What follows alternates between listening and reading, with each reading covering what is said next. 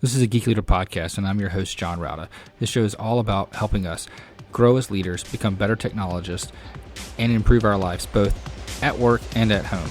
I hope you enjoy the show and learn a lot.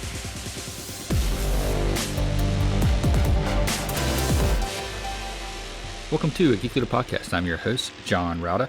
And if you could, please do me a favor and take a moment and leave a rating and review in whatever podcast player you're listening to this on, whether it's Apple Podcasts, Spotify, iHeartRadio. Doesn't matter. I would greatly appreciate it. And that feedback really helps get other listeners to the show. Also, if you're not subscribed, go ahead and subscribe so you don't miss an episode. And if you feel so inclined, you can go to ageekleader.com/tip and donate to the show. Thanks so much. All right, Geek Leaders, today I'm honored to have Noam Krasniansky on the show. He is he's a serial entrepreneur, the founder of Composite Blockchain, which we're going to be talking a lot about today. And he also has an entrepreneurial past, which I'm sure we'll talk about just a little bit. But anyway, when we get into this, it's going to be a lot of fun. Noam, welcome to the show. Thank you very much, John. Thank you very much. I'm excited to be here. If you don't mind, just tell the audience a little bit about your background, how you got into entrepreneurship, and what excited you about the blockchain. Okay. So entrepreneurship and blockchain eventually will have collided, I guess. I started when I was a kid.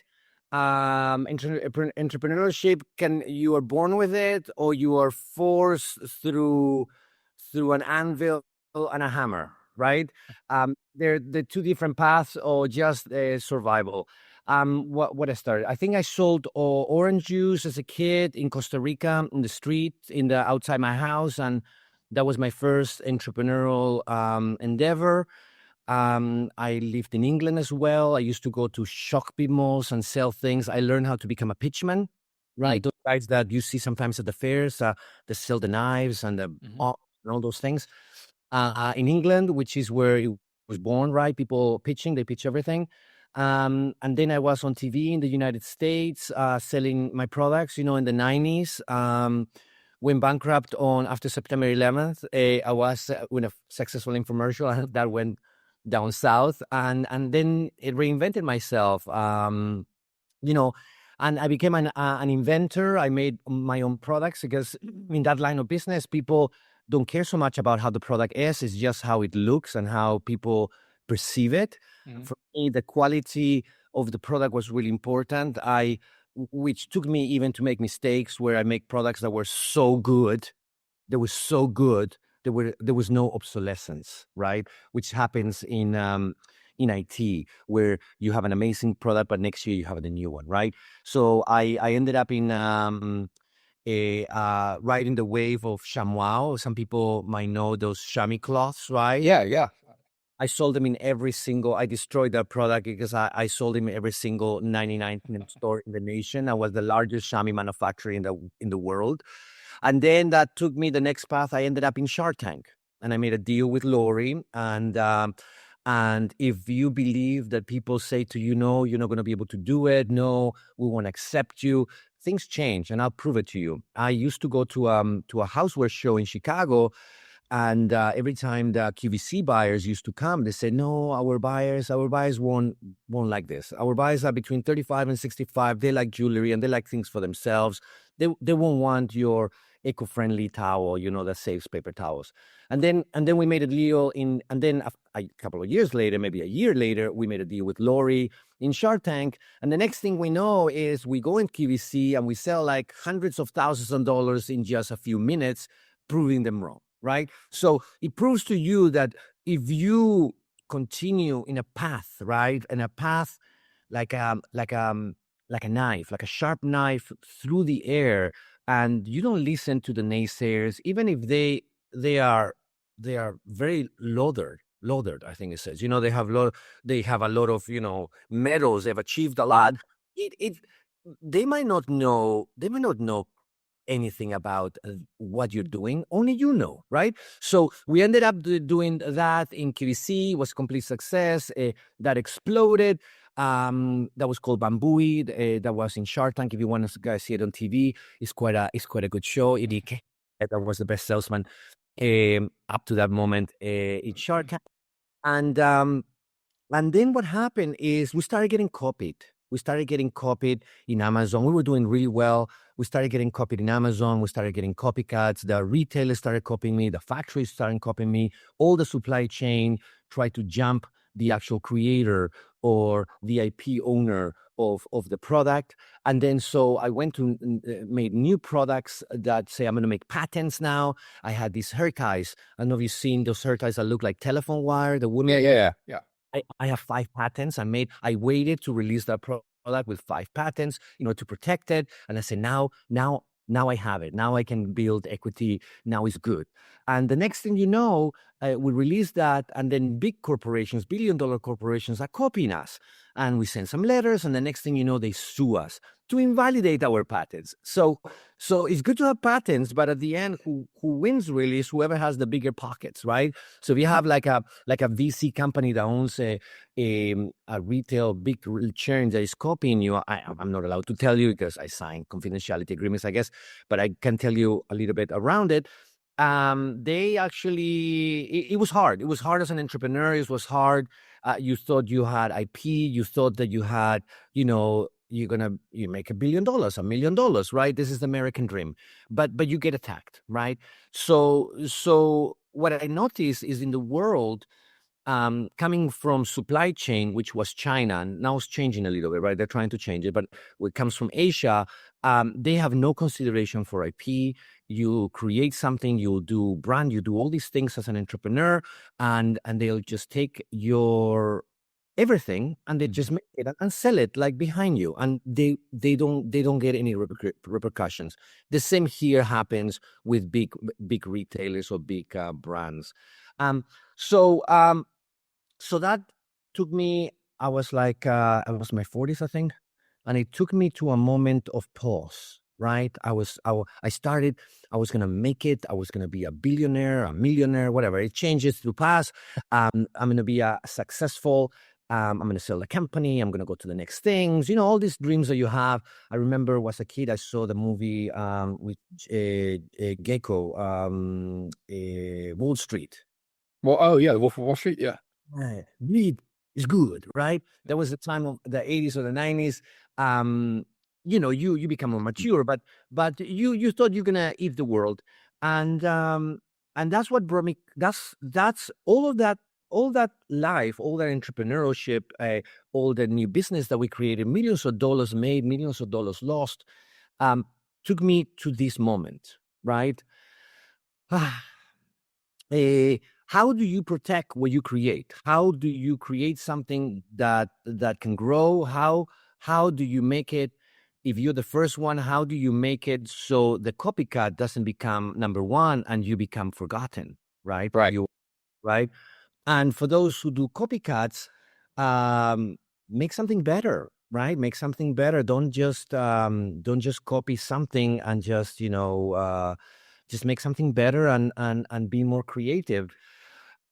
But so what happened was I got a little depressed. Not that I went to drugs or thing, but just like not as creative. And I wanted to create something that was uncopyable. Mm-hmm. I wanted to build brand. I wanted to build equity. I wanted to build something that had like a long-lasting effect in the world, right? And so I came and I realized that IP property, and I mean IP by intellectual property, not just patents, is a little different, right? Like artwork. I created a whole bunch of characters, right? That could be collectible. I created about 120 of them, right? And I make like NFTs or? Well, that was before the NFTs came. Okay. NFTs came big with a company that does now a blockchain called Flow in Canada. They did CryptoKitties, and that's when it really got started a few years back. It was a little bit before that. And then I decided that I wanted to make them into collectibles. People can own them, right? Physically and digitally. And right at the same path, sometimes things are created at the same times in different moments. NFTs came to be, right? And the blockchain. So I decided that I was going to marry the power of the blockchain, because blockchain is powerful for one reason alone. Who owns or who said what, and it's marked there, and you can see it years later, and nobody can dispute that. Does that make any sense? As opposed, I'll give you an example. Okay. A banking company or a banking corporation or decides that they don't tell you how much money they have. Let's say they take $100 million worth, and then they produce in credit $10 billion. You see the disparity, right? Mhm. Nobody knows whether their things are good or not. They're just creating things out of thin air, and nobody can verify, regular people, if it's true or not, right? So what happened is blockchain created like a level field for authenticity or authentication, or I think that would be the proper thing. So at the time, many years ago, a few years ago, people got excited about NFTs. Oh my God, NFTs, and they started treating them like stocks, right? And they started doing speculation and stuff like that, and it would go up, and then people put money and they lost money. We were different. What we wanted to do is we wanted to do IP, protect it, have a physical product that was married to something that will authenticate it on digitally. So we created, and that's what we created the word composite, because it's a composite of several things together, right? And the idea was to create a product that you knew was not counterfeit. So when we did Unimos, it's called Unimos with 3 O's. The idea was that and it was for kids. This was totally for kids. So the idea is that if a kid owns a product and they are a member of Unimos, right? They own it physically and they also own it digitally. And if they want to trade like Pokemon cards, the same idea, they go with a friend, they verify each other as friends, and then they can verify that when there's a QR code, they click on the actual item, they will see that it belongs to him, and they are the real owner, as opposed to getting a fake. Which, through this journey, I realized that in the world, it's over fakes and counterfeits. It's a $1.7-1.8 trillion problem. Wow. It's like everywhere. It's ubiquitous everywhere. And I mean everywhere. From Ferraris made in 1973 that they only made, I don't know. I'm just throwing numbers. It's not the real figure, but let's say they made 230. It shows for that year 500 or 400. So where all the others came from, to pharmaceuticals, to anything that you can imagine is counterfeited. So how does somebody that wants to protect their IP, they want to protect their brand, they want to protect their hard-earned work of years of work against counterfeits, and so that was the solution. That's why I came with a solution. So the idea was that the customer themselves, the kids, will verify that the other kid had that belonged to them, and they could trade. And that way, if somebody came and stole from their brother or stole from someone else and tried to trade it, will not own it, so will never be able to transfer ownership on the blockchain. Does that make any sense? It does. So you can kind of see exactly, almost like the provenance of like the line of succession of who's owned it since the beginning. And if somebody in between isn't on that list, isn't in that ledger, then obviously they stole it and it's a stolen good. Well, it will show a different person in a different location. And what are you doing with this? And also, imagine if the Chinese went and took one of the objects, they took the QR code and made 10,000 of them and just sold them, right? And somebody wanted to trade it and they click on it, because now this is the perfect way to build community, to build people that follow you and people that trust you, right? So imagine some kid say, oh, okay, you want to buy it? Let's trade it. And the guy clicks on it. This kid that doesn't know anything about how the system works, he's trying just to be part of the collection, the people that collect. And he says, hey, but this belongs to someone in let's say they're in Taiwan, but this belongs to someone in California. John Smith, you are whatever his name is. And then they will not accept the trade.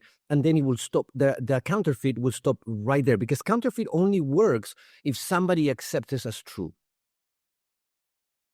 So if the actual customer itself is the verifier, you don't have an inspector or something, they will not accept it. And at the moment of transaction, it becomes, unless they want to have, fakes. But I mean, and that there's nothing you can do with that. But those people that want the authentic thing will be able to we owe to accept it or not accept it. And because that happens, that product gains in value because it has provenance, it has authenticity, and it has a line of custody that goes from person to person. Does that make sense? Now, so I said, this is fantastic. This is going to work. This is like giving the kids. And what I was trying to do is I was trying to do what Steve Jobs did when he did the iPhone.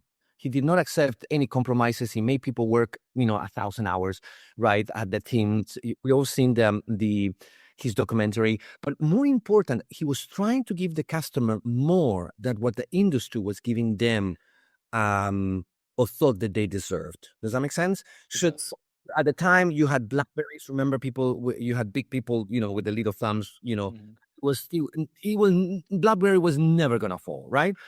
And he just made a product that was so much amazing, so much advantageous, so much technology in a small thing, more than what people thought we'll be able to pay. I mean, today we pay $1,000 for a phone. Before we didn't, right?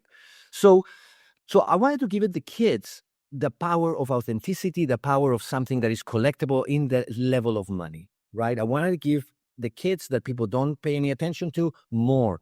And that's how that was born. And I wanted to protect it, and I wanted to create, when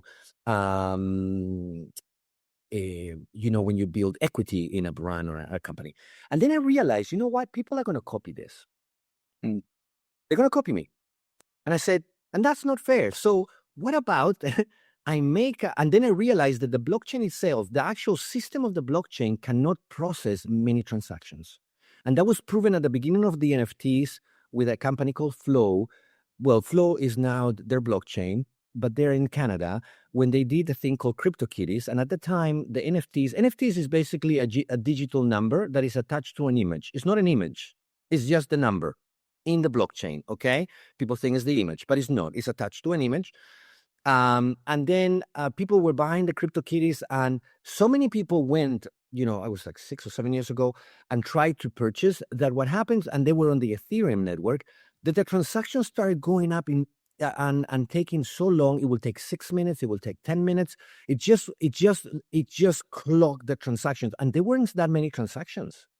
8,000, 12,000, right? It wasn't that much. 20,000. I'm not sure the number, but.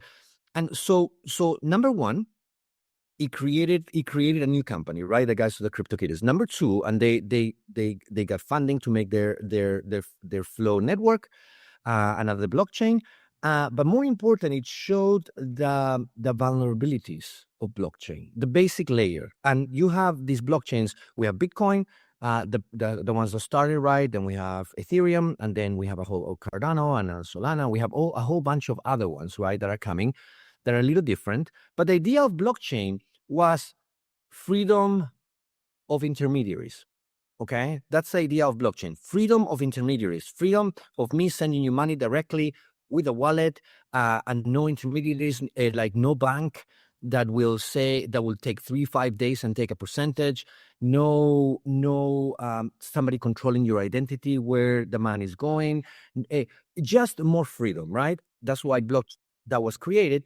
And today, Bitcoin, I mean, it's great to have Bitcoin. Bitcoin is not that. Bitcoin is no longer that. It's controlled now, or it is part of the banking system now. It's considered now like a digital gold. It's considered something that is going up in value, but it is not used now for transactional freedom. Okay, so but the problem, that's one venue which has to do with crypto. Okay, let's just put it on the side. But the thing with the problem with the basic networks was transactional power, which means how much processing they could do and how fast they could do transactions. Now they wanted security, and I don't think we have the time for me to explain the security protocols and stuff like that. But I'll explain it in a big brush strokes. We can do it. Okay, sure. They wanted security by having the nodes work against each other, basically, right? So there are two different ways that they do processing power. I'm not going to say the name, so I don't have to explain. I am at a half hour each of the things, which I can explain it to you very simply. But basically, what was happening is that everybody was doing transactions at this time against each other, and whoever won getting to the final equation or a number of the transaction, won the Bitcoin and won the transaction, and everybody else became redundant and got lost. And that's why it uses so much energy. Example, Bitcoin has 65,000 nodes. Only one of them does one Bitcoin at a time. So the other 64,999 are redundant in their power, right? Which as well limits the capacity of transactional power. Although they have computers that can do millions and a lot of transactions, right? The same thing with Ethereum. Ethereum has evolved in their processing. Now they have like 64 different networks in one, so they can do 64 times more, but still limiting. So when I did Unimos, I realized that blockchain could not do the transactions of the world, right? It couldn't do the Web2 transactions and that's why Web2 wasn't coming in, right? It was the first time that business did not bring something to be. It was where individuals became big, and then business and companies and brands wanted to get into. So when we created Composite, the purpose of Composite, and so we decided to create a network that will allow, for example, instead of 65,000 nodes for Bitcoin or 6,200 for Ethereum, that our first goal was 3 million nodes. We wanted you to have every single computer. You didn't have to have a $100,000 computer. You can use your computer, put it on the network when it was not utilized. So this will become the largest decentralized, fractionalized computer in the world, right? Which allow for many, many transactions. And also, we solve the problem of the vulnerabilities on security. And they did the way they did the transactions for security. And what we did is we created a chaotic algorithm, a node algorithm that will allow to have, from the nodes that are verifying, creating subgroups, we call them courts, which will do, each of them will do one block on the chain. Meaning that you could have, if you had so many, you could have at the same time hundreds, if thousands or more, different subgroups working in one block at a time for verification. And so we solve it by making it unknown who will come to the group and at what point they will come to the group. So nobody will know who's with whom.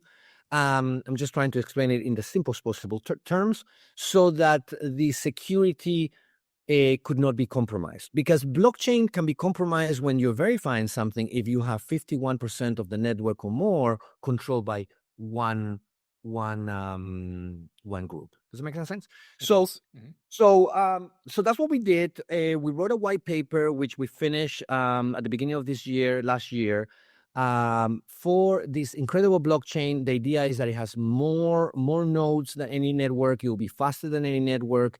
And more important, it will allow individuals, brands, companies to have their own node in that network. We made it a dual network where you could have a private company create their own objects on the blockchain that are verifiable, which they controlled, but they are verified together with them and the public network. Does that make any sense? Allowing Web 2 to marry Web 3, because there's a divergence happening right now where Web 2 is going one direction, Web 3 is flying the trillions of dollars in the other direction. And if Web 2 does not connect to Web 3, they're going to become obsolete, just like it happened on the first two bubbles of tech. Okay? So I think that's basically the process, right? And today we're looking for engineers, we're looking for developers, we're looking for people that want to be part of this. We are at the onset of this. We were going to build it in Zug, Switzerland, because that's where Ethereum did their foundation. But then Trump came and said, we want, crypto here. And we wanted to, but we're looking for the legal, how we can do it legally, right, in order to work. And we're looking for investors, and we're looking for people to be part of this, because this will allow all of Web 2 to come into Web 3. And at the same time, it will create the largest decentralized economy in the world. We have 4 different types of nodes. Instead of having a wallet, we have a user node, right? Which every user will be able to connect directly, right? Mm-hmm.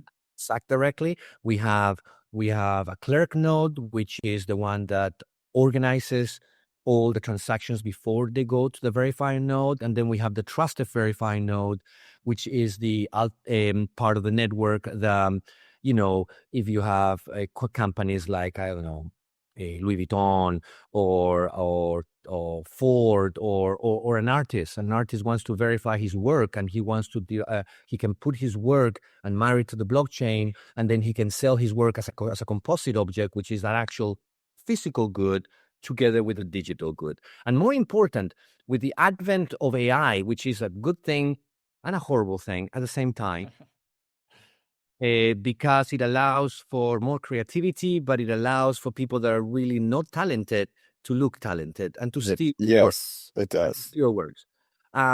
So with that, we have an example. There was a guy called the Wolf of the Street. He's big in X, right? And this happened. This is a true story.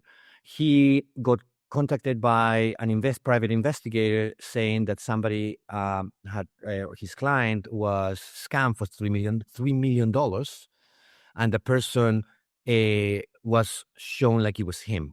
He has like 1 million followers. And they found out there was a Nigerian gang that had used AI to copy his face and talk like him, the same voice and everything, and even did all kinds of fakes for his children and his kids, and convinced this investor like it was him. Does that make sense? It does, yeah. Video. It's like horrible. And they scammed $3 million out of this guy. He says, I never ask people for money, right? He says that. But nevertheless, this can be used. So deepfakes is a big thing, okay? It's a big thing. And composite will allow for people that release video, images, works, or anything to actually have we call it a K-link, a composite link that goes into the physical object, or which I studied money for 2 years to make sure that it's uncounterfeitable, and then to put it on digital. So that way people can release only the stuff that they release is authentic. And that way people, even if they use AI, if it doesn't have that authenticity, then it won't be considered real. Does that make sense? So this is a big thing for composite, I think, in the future with AI, because as I said, AI is a wonderful tool, but it depends who uses the tool. You can have a wonderful thing and you can have a fork and you can eat and survive, or you could be a serial killer and kill people with a fork, right? Who will do that? So AI is in that respect is a tool. And I think composite can actually help guide it and give people a little bit more protection, right? Protection if that's what they wanted, or more freedom if that's what they wanted too. That sounds fantastic. And you mentioned, what stage are you at in this in the growth of composite? Like, are you guys at the beginning, or are you kind of past the initial phase and kind of looking for the next, or where would you say you are? I think we're at the onset. We wrote that paper. We had to fix it. We fixed it until it's readable. It's on our website, composite.org. Yeah, the composite.org. We decided to do it at .org because we want to have a foundation. Although many people that get involved can make tons of money. I mean, anybody that comes at the onset of a blockchain ends up being a millionaire. And because of the tokens and because of the usability, and this will become the largest. Right now, we have a lot of people holding Bitcoin. Less than 1 Bitcoin is in the a lot, right? A lot of people. Yeah. It's not everywhere, but it is a lot of people. But what we want is to have a lot of people using the network, and that's what's important. So if we can have 3 million nodes and we have people using the network, it will be the most used token in the world, and it will become very valuable. And so we are at the onset of our composite. The paper is verified, and we're looking for investment. We're looking for expanding our team. We need developers. We need people that want to be participants on this. And just like when Bitcoin started, you could play a game and win like 10 Bitcoins. Did you know that at the very beginning? I did not know that, no. They gamified it. So I would have loved to have won 10 Bitcoins. I had an electrician working in a wall in a building I was in, and he told me at one time he had 10,000 Bitcoins. Oh my gosh. You could use it for something. I said, you could be worth like $500 million. I said, I know, but I don't think about it too much. Otherwise, I stress. So we're looking for people that wanna come, and we wanna make it an American foundation, an American company, because then any money that you make out of that will be tax free, right? Any capital gains. But we are looking at making sort of the Google of blockchain, something, because the problem with blockchain is the networks that couldn't process, so other people built upon the bottom layers called layer one. They did a layer two, which can do more transactions and stuff. But that was a solution. It's like trying to put is a solution. It's like if you have bad piping and done incorrectly and about to break, and it cannot do all and then put in a computer just trying to distribute it. There's only so much you can do. It's limiting. But if you fix them to have an amazing piping system that is expandable, then it's better when a layer one a chain can do that. And that's what we are, composite. Yeah, I think that sounds fantastic. And, I love the vision about, keeping people from being able to copy, your work and your goods. And I see the same thing with like, ChatGPT 5 just came out. And one of the videos I was watching online where somebody was trying to show like the powers of ChatGPT 5, they actually just said that they typed in a prompt that said create Tetris. Well, they shouldn't be able to. I mean, Tetris is a game that someone else created, and ChatGPT 5 created it like in a few seconds. And then someone else could have taken that code, or probably are taking that code and making their own apps out of it and publishing them, and stealing that IP. Well, they used to do reverse engineering, like you have Stripe, which reverse engineer PayPal. I don't know if you know that.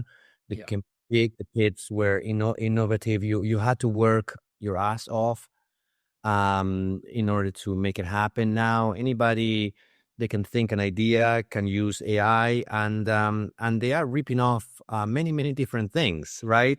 You have these artists that create amazing art, and I knew an artist, for example, like 2 years ago, a year ago, when AI just came out, and she said that her art was the most ripped. Somebody wrote an article, and I don't know, the Economist, Time, I don't remember, saying she was the most ripped off artist in AI, and there was nothing she could do about it. Wow. So, they want. So it is, as I said, it is good and it is bad, because you can create something and it doesn't, and you take a little while until you get some traction, and then somebody says, "Oh, that looks good," and they do an AI thing and do something else, and they copy you within minutes, right? Seconds, like you said. So I think AI is fantastic. I mean, Elon and Sam and a whole other bunch of people are working for the future of that. But then again, the most important thing, I think, of a human being is creativity. Yeah.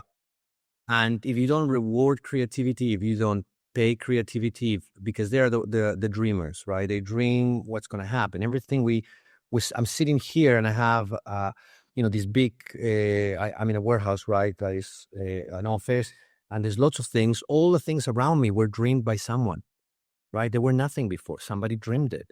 So if you take away the reward of dreaming things, then it's going to be sort of like John Galt, right?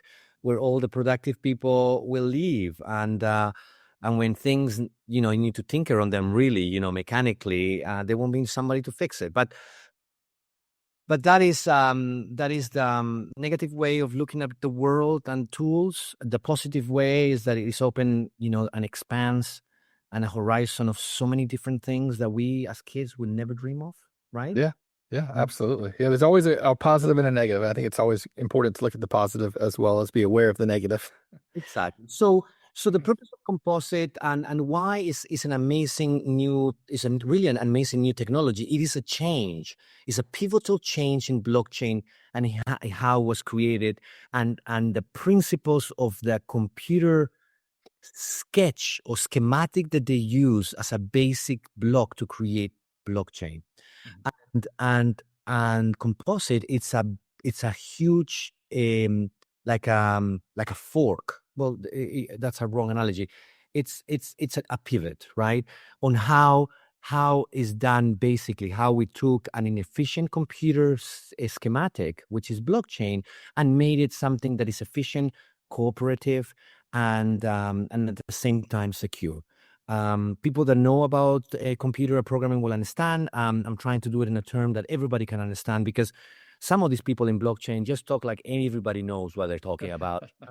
And that's why nobody can onboard into blockchain, or they just think crypto, which, by the way, crypto doesn't mean money. Crypto means cryptography, okay? And it's short for cryptography, and that's it's been around for thousands of years. You have it in hieroglyphics in the pyramids, and you had it on the Second World War when the Germans will remember the Enigma? Yeah, the Enigma machine, yeah. That was the Germans, and believe me, the Americans had their own too as well. And they took letters, and they misplaced them, and they changed the alphabet. So when they send messages, it looks like garbled stuff. And then when they got it, they got the key, and they ungarbled it. And that has been used for many decades now by the credit card companies, right? The credit card companies has about 256 character key in order to scramble things, and that's what is used in blockchain. And then they made a token, they made a coin, they called them a coin originally, and that's just like a casino chip, man. It's just a casino chip in that world. Is worth it because people say it's worth it, but it's worth more than regular money, because at least there's no central government controlling it, right? Telling you, no, it's worth a lot. Now we're going to print, another couple of trillion, although it gets diluted because there's a central body controlling that. In blockchain, at least there's no that, so there's more trust. And money is just money. Listen, money is just a means of exchange. It just needs to be trusted, and the more trust you have in that money, the more it will go up in value, and the less trust you have for it, well, it just becomes worthless, right? Yep, absolutely.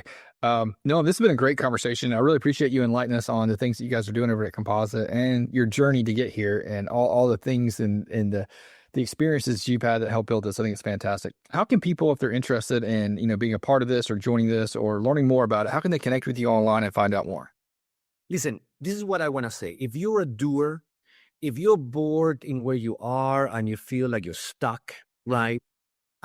We want you. We want you at Composite. But remember, it is in its initial stages, and we're looking for people that will like to be part of. We're really in a startup mode right now.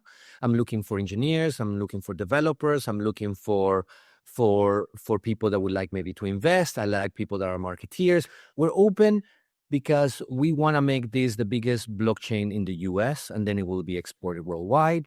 And you can find me on LinkedIn, right?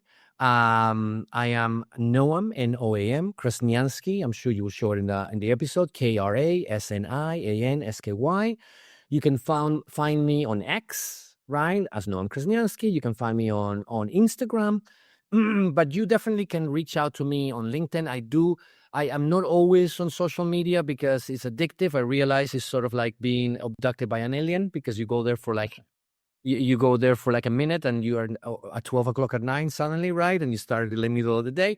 But I do respond. And if you guys don't try to sell me things, please. I have hundreds of people trying to sell me all kinds of things. I am looking for people that want to be part of this exciting new journey at the onset of something. It is hard. It is not for everybody. You have to be relentless. I believe that it's for people that have the spirit of the entrepreneur, and it won't stop you. The fact that if you stay with us, and at the beginning, most people that came at the beginning of a blockchain, they all became millionaires. Awesome. I think that's a fantastic pitch there, and hopefully we have some listeners that are interested, and we'll reach out to you. Noam, this has been great. I really appreciate having you on, and thank you for enlightening us and sharing. You know what? I appreciate you, John. Thank you very much for having me. I know it wasn't a video. I dressed up all nice to appear in the video, but I look forward to maybe having another podcast with you again. Hope you enjoyed the show. Please go to geekleader.com to learn more about what this guest is up to, click on their links, and connect with them online. I would also greatly appreciate it if you could leave me a rating and review in Apple Podcasts or wherever you listen to the show. And make sure you've subscribed if you haven't already. And if you feel so inclined, you can leave me a tip by going to geekleader.com/tip.